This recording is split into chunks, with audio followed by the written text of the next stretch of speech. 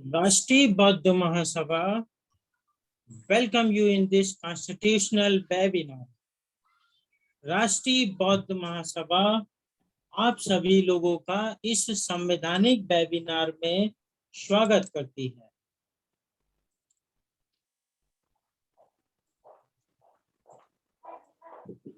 आज की राष्ट्रीय बौद्ध महासभा की वेबिनार की अध्यक्षता कर रहे माननीय अध्यक्ष महोदय एवं इस वेबिनार का संचालन कर रहे माननीय संचालक महोदय, राष्ट्रीय बौद्ध महासभा के संस्थापक भूतपूर्व एमएलसी माननीय धर्म प्रकाश भारती जी एवं राष्ट्रीय बौद्ध महासभा के कार्यवाहक अध्यक्ष माननीय बादल सिंह बौद्ध, राष्ट्रीय एवं प्रांतीय स्तर के पदाधिकारीगण, समस्त कार्यकर्तागण, उपासक एवं उपासिकाओं, जैसा कि विदित है कि मैं यह डिक्लेरेशन जो है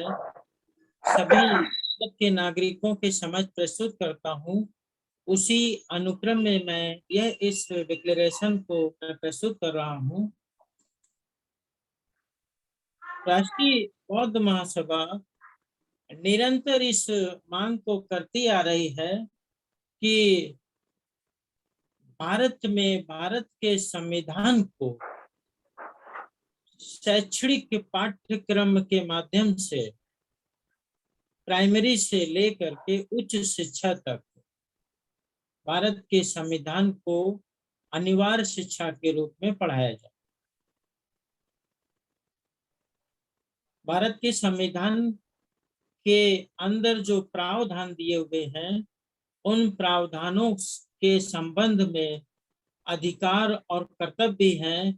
तो हमें जो अधिकार प्राप्त है भारत के नागरिकों को, उसकी जानकारी प्रत्येक नागरिक को होनी चाहिए और उसके ऊपर कौन कौन से कर्तव्य अधिरोपित किए गए हैं, उसकी भी जानकारी देश के समस्त नागरिकों को होनी चाहिए।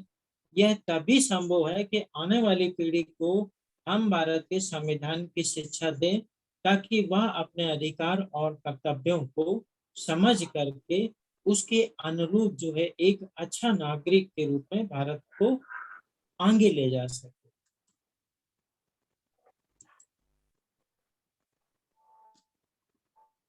जैसा कि पिछले लेक्चर में जो है हम लोगों ने आर्टिकल 44 के ऊपर चर्चा करी थी। आर्टिकल 44 नागरिकों के लिए एक समान सिविल संहिता की बात करता है और उसमें जो है चर्चा के बाद जो है हम लोग इस निष्कर्ष पे पहुंचे थे कि भारत में जो है जो राज्य के नीति निर्देशक तत्व हैं, उसका पालन करना और उसके अनुरूप जो है शासन व्यवस्था चलाना राज्य के का कर्तव्य है और उसको उसके कर्तव्यों के अनुसार कार्य करने के लिए राज्य के नीति निर्देशक तत्वों का निर्माण किया। तो अब जो है आर्टिकल 45 की जब हम बात करते हैं तो वह भी जो है आर्टिकल 45 के उद्देश्य को प्राप्त करना भी राज्य का कर्तव्य है। राज्य के ऊपर यह विधिक दायित्व निर्धारित किया गया है, उसे यह निर्देश दिया गया है कि वह प्रारंभिक शैशवावस्था की देख रेख के लिए जो कि कम से कम 6 वर्ष से कम आयु के बालकों की शिक्षा का प्रावधान किया गया है। कहने का मतलब है कि जो प्रारंभिक शैशवावस्था की देख रेख होती है, उसमें जो है 6 वर्ष से कम आयु के बालकों की शिक्षा का प्रावधान आर्टिकल 45 में रखा गया। क्या दायित्व निर्धारित किया गया है जो है स्टेट के ऊपर आर्टिकल 45 के माध्यम से? तो यह दायित्व निर्धारित किया गया है कि राज्य प्रारंभिक अवस्था की देख रेख और सभी बालकों को उस समय तक, जब तक कि वे 6 वर्ष की आयु पूर्ण न कर ले, शिक्षा प्रदान करने के लिए प्रयास करेगा। तो ये जो है एजुकेशन की जो इम्पोर्टेंट है, उसको दृष्टिगत रखते जो हुए यह संविधान का 86वां संशोधन किया गया था और यह सन 2002 में संशोधित करके इस उपबंध को इंसर्ट किया गया।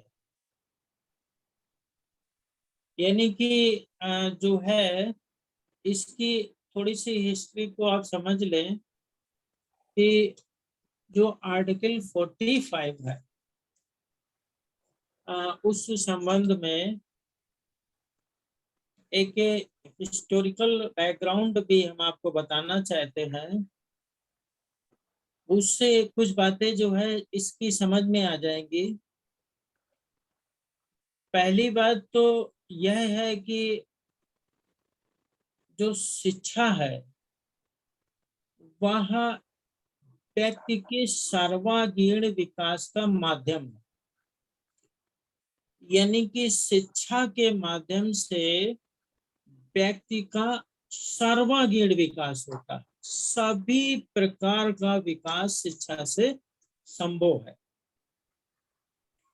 और भारत देश की जो साक्षरता दर है, जो ग्रामीण परिवेश में रहने वाले लोग हैं और जो भारत में शिक्षण संस्थान है, उच्च शिक्षा को प्रदान करने वाले जो विश्वविद्यालय हैं, महाविद्यालय हैं, गांव में प्राइमरी स्कूल है, उनकी स्थिति को देखते हुए भारत के अंदर सभी व्यक्तियों को शिक्षित करने का दायित्व स्टेट के ऊपर है। स्टेट के पास जो संसाधन है वह ऐसे नहीं है कि देश के सभी नागरिकों को शिक्षित किया जा सके, जिसकी वजह से भारत में अशिक्षा को दूर नहीं किया जा पा रहा। तो अब अगर भारत के पास संसाधन नहीं है तो क्या देश के सभी नागरिकों को शिक्षा नहीं प्रदान की जाएगी? क्या उनका सर्वांगीण विकास नहीं होगा? क्या उनके मानवाधिकार, उनको भारत के संविधान के अंदर जो अधिकार प्रदान किए गए हैं उनको कैसे प्रदान किए जाएंगे? तो यह आवश्यक अधिकार है कि सभी देश के नागरिकों को शिक्षा प्राप्त हो। अब कैसे प्राप्त होगी? तो एक केस की बात बताता हूं मैं आपको कि मोहिनी जैन वर्सेस कर्नाटका राज्य केस आया था। उस में माननीय सुप्रीम कोर्ट ने यह जो है निर्णय किया कि जो शिक्षा है वह प्रत्येक व्यक्ति को प्राप्त होनी चाहिए और यह निःशुल्क प्राप्त होनी चाहिए, क्योंकि शिक्षा के बगैर व्यक्ति का सर्वांगीण विकास संभव नहीं है। जब व्यक्ति का सर्वांगीण विकास करना है तो हमें सभी व्यक्तियों को शिक्षित करना है। एक जो है भारत को विकसित राष्ट्र के रूप में जब हम इस्टेब्लिश करना चाहते हैं तो भी भारत को शिक्षित करने के लिए सभी व्यक्तियों को शिक्षित करना जरूरी है। तो मोनिका जैन वर्सेस कर्नाटका राज्य के केस में जब ये डिसीजन आ गया कि नहीं, देश के सभी नागरिकों को शिक्षित किया जाए। शिक्षा जो भी व्यक्तियों का फंडामेंटल राइट्स है। तो देश की जो आबादी है हमारे देश की, उसको जो है शिक्षित करने की जिम्मेदारी केंद्र सरकार और राज्यों की सरकार के ऊपर आ गई। और सुप्रीम कोर्ट के द्वारा दिए गए निर्णय को इम्प्लीमेंटेशन करना था। तो जो है कोर्ट के समक्ष जो है स्टेट ने यह जो है प्ले लिया कि राज्य के पास इतने संसाधन नहीं है कि सभी व्यक्तियों को हम शिक्षित कर सकें। सभी व्यक्तियों को हम शिक्षित कर सकें इतने संसाधन नहीं है, इसलिए हम सभी व्यक्तियों को शिक्षित नहीं कर सकते। तो फिर क्या होगा?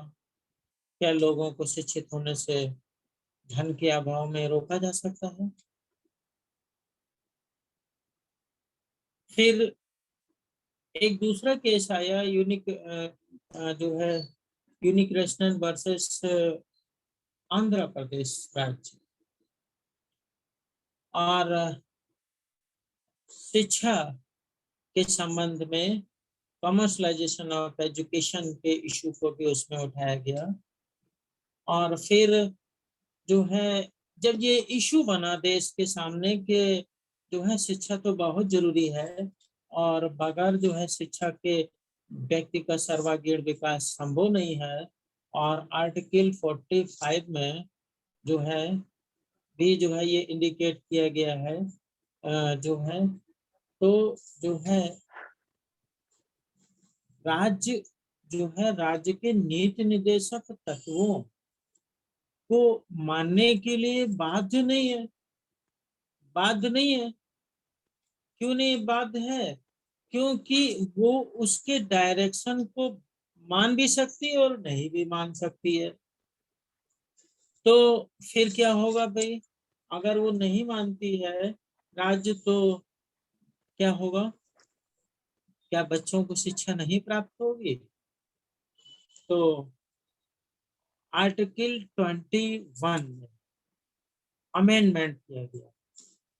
आर्टिकल 21 में अमेंडमेंट करने के बाद जो है एक आर्टिकल 21 ए जोड़ा गया।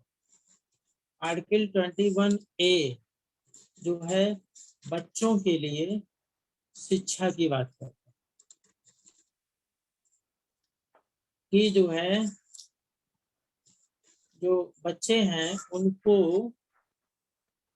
जो 6 वर्ष से 14 वर्ष तक की आयु के बच्चे हैं, उनको निःशुल्क शिक्षा प्रदान करेगा। तो ये अमेंडमेंट किया गया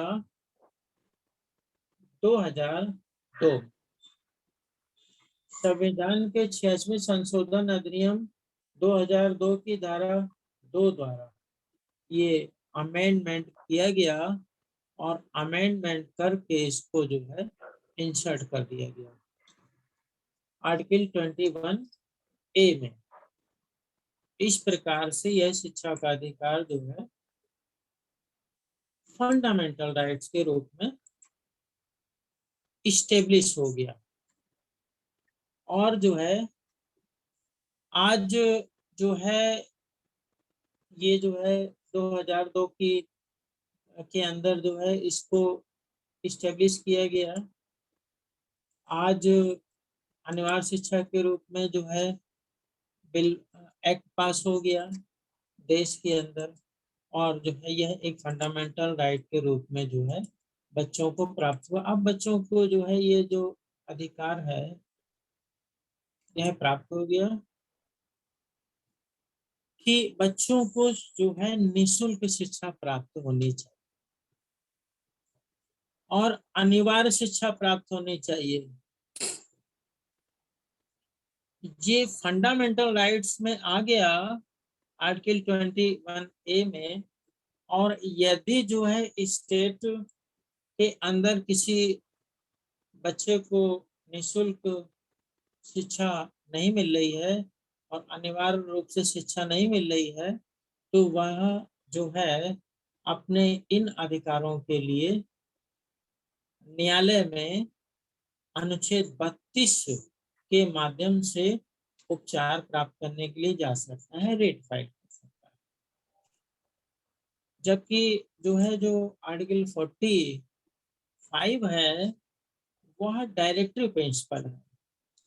अगर स्टेट आर्टिकल 45 में दिए गए प्रावधानों के अनुरूप कार्य नहीं करती है, तो आर्टिकल 45 को हम ना हाई कोर्ट से लागू करवा सकते हैं, न सुप्रीम कोर्ट से लागू करवा सकते हैं। इसलिए आर्टिकल 21A के अंदर इसको, इस भाव को इंसर्ट किया गया और इसका अनिवार्य शिक्षा के रूप में और निःशुल्क शिक्षा के रूप में इसको प्रस्तुत किया गया। अब अनिवार्य शिक्षा और निःशुल्क शिक्षा की आवश्यकता क्यों पड़ी? बच्चों को अनिवार्य और निःशुल्क शिक्षा प्रदान करने की आवश्यकता इसलिए पड़ती है कि शिक्षा ही वह माध्यम है जिसके माध्यम से व्यक्ति का सर्वांगीण विकास होता है। इसमें जो उम्र की बात आ गई कि 6 से 14 साल के बच्चों को अनिवार्य शिक्षा प्रदान की जाएगी, तो उसके 14 वर्ष के बाद वाले बच्चे उनका क्या होगा? क्या उनको 6 से 14 वर्ष तक ही शिक्षा प्रदान की जाएगी है? और बाकी की जो उच्च शिक्षा है वो कौन प्रदान करेगा? और उस शिक्षा के बगैर क्या राष्ट्र का सर्वांगीण विकास हो पाएगा? क्या व्यक्ति का विकास हो पाएगा? परंतु जो लोकप्रिय सरकार चुनी जाती है, उस सरकार का ये हमेशा कहना रहता है कि सरकार के पास संसाधनों का अभाव है, जिसके कारण वो भारत के समस्त नागरिकों को निःशुल्क शिक्षा प्रदान करने में असमर्थ है। तो इन बच्चों को 6 से 14 साल के बच्चों को अनिवार्य शिक्षा और निःशुल्क शिक्षा हम प्रदान कर सकते हैं, इतने के साधन हमारे पास हैं। लेकिन स्टेट और वो केंद्र के बीच का पार्टीशन है, स्टेट कितना पैसा उस अनिवार्य शिक्षा में लगाएगा और केंद्र कितना लगाएगा, ये आपस में तय करके ये लक्ष्य को हासिल करने का प्रयास स्टेट करता है।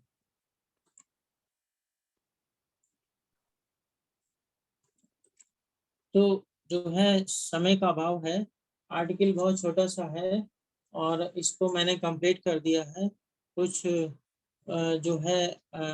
समय का अभाव होने के कारण मैं इस लेक्चर को यहीं पे समाप्त करता हूँ।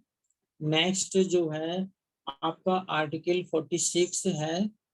आर्टिकल 46 के अंदर अनुसूचित जातियों, अनुसूचित जनजातियों और अन्य दुर्बल वर्गों की शिक्षा और अर्थ संबंधी हितों की अभिवृद्धि की जिम्मेदारी भी स्टेट के ऊपर डाली गई। मतलब कि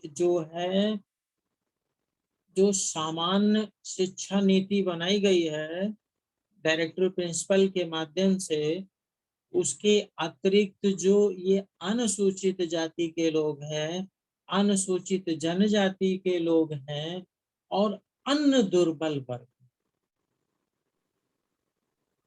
की शिक्षा और उनकी आर्थिक स्थिति की अभिवृद्धि के लिए भी स्पेशल प्रोविजन बनाने का दायित्व स्टेट के ऊपर रखा गया है। तो इस टॉपिक पर हम लोग नेक्स्ट मंडे को चर्चा करेंगे।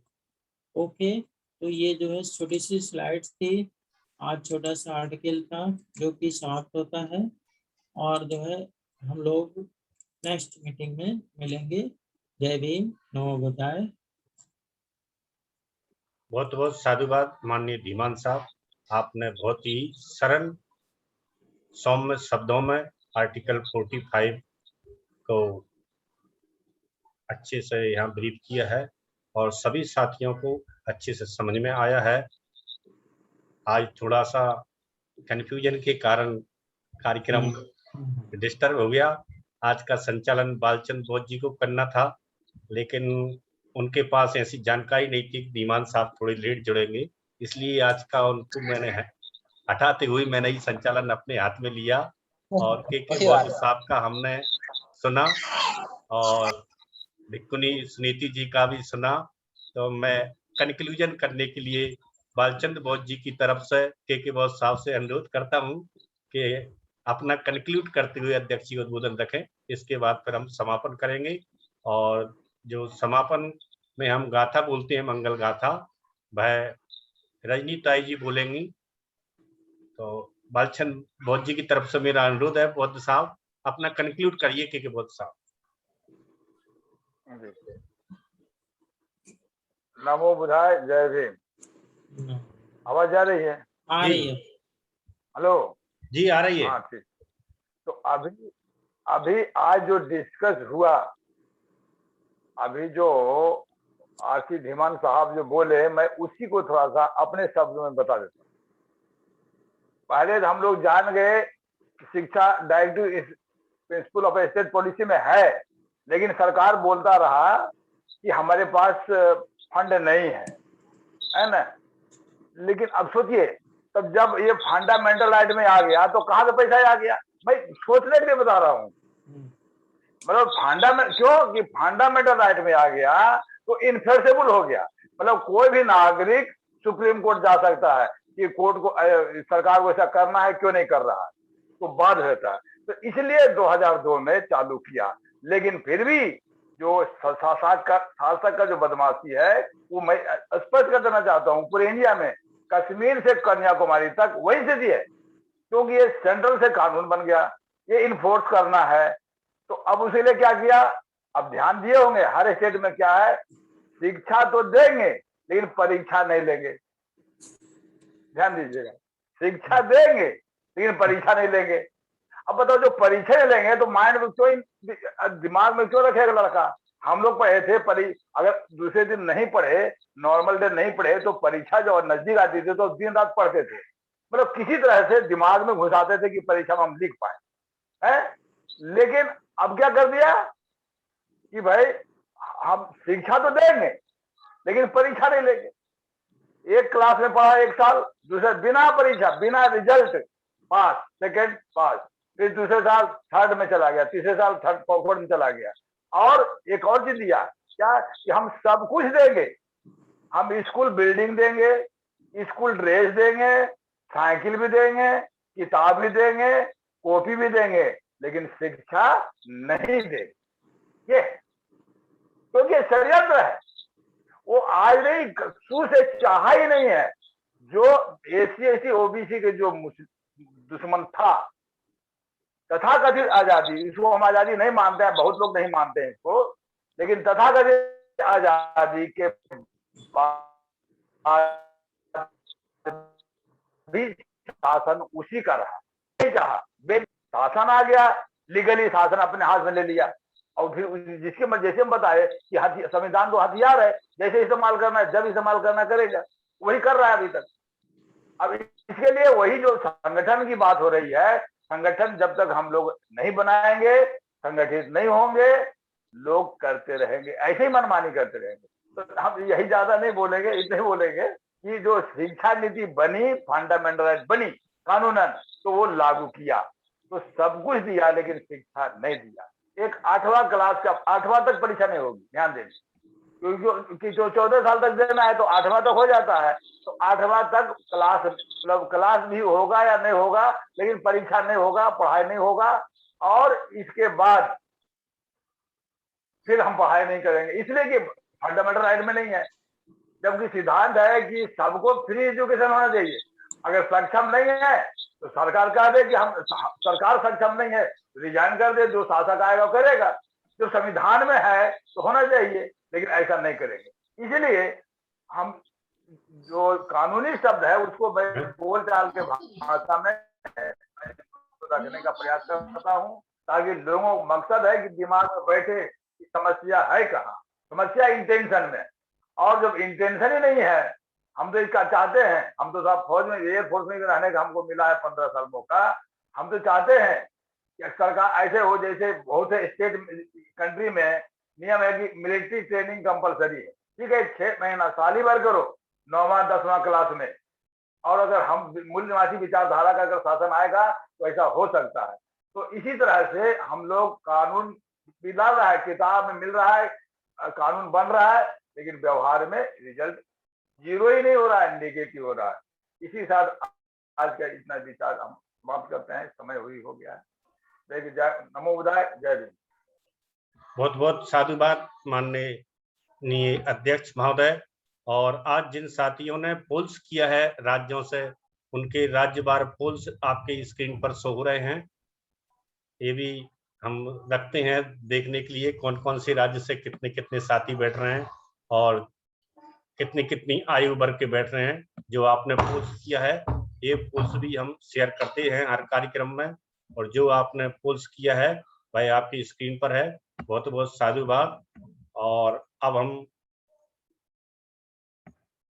मंगल गाथा के लिए रजनी ताई से अनुरोध करते हैं कि मंगल गाथा रखेंगे माननीय रजनी ताई, और सभी साथी भी अपने माइक को खोल सकते हैं। रजनी ताई जी से अनुरोध है कि समापन में मंगल गाथा रखें।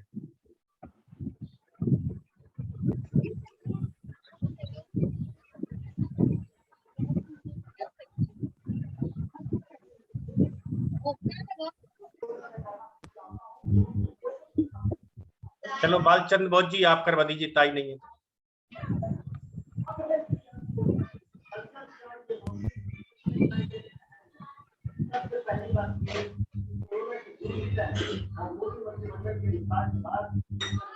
सभी साथी दोनों हाथ जोड़ के बैठेंगे और अब हम मंगल गाथा के बाद आज के कार्यक्रम का समाप्त करते हैं। सब्बे सत्ता सुखी होन्तु, सब्बे होन्तु चखेमिनो, सब्बे भद्राणि पश्यन्तु, मा किंचित् दुःखमागमात्। सब्बे सत्ता सुखी होन्तु, सब्बे होन्तु चखेमिनो, सब्बे भद्राणि पश्यन्तु, मा किंचित् दुःखमागमात्। सब्बे सत्ता सुखी होन्तु, सब्बे होन्तु चखेमिनो, सब्बे भद्राणि पश्यन्तु, मा किंचित् दुःखमागमात्। साधु साधु साधु। नमामि संगं नमामि। सभी उपस्थित साथियों का बहुत बहुत आभार। जय भीम। आज के वेबिनार के समापन की घोषणा की जाती है।